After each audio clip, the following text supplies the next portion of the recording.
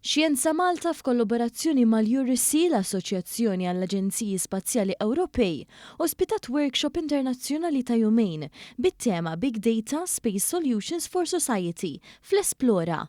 L-avveniment laqqa flimkien persuni mir-riċerka, il-politika u l-industrija minn Malta u madwar l-Ewropa biex jesploraw kif id-data mis-satelliti qed tinbidel fodda għal soluzzjonijiet sostenibbli għall-isfidi tas-soċjetà.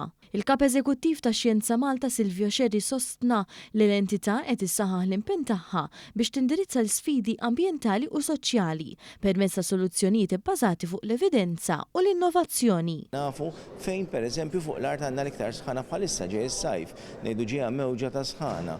Fejn kif se nipprevjenu wkoll in-nirien, il-kosta tagħna kif qed jisħon il-klima.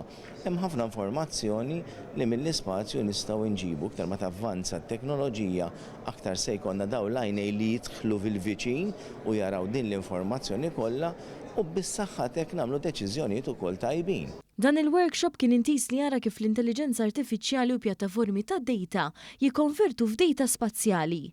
Fid-diskors tiegħu is-Segretarju Parlamentari responsabbli Kita Zzopardi tenna li l-Gvern Malti u impenjat li appoġġja riċerka u l-innovazzjoni f'kull qasam, inkluż it-teknoloġija spazjali. Fost l-oħrajn qed naraw kif din id-data qiegħda tintuża f'diversi setturi li huma vitali għas-soċjetà. Fost l-oħrajn insemmi s-sigurtà, l-ambjent kif ukoll it-tibdil fil-klima.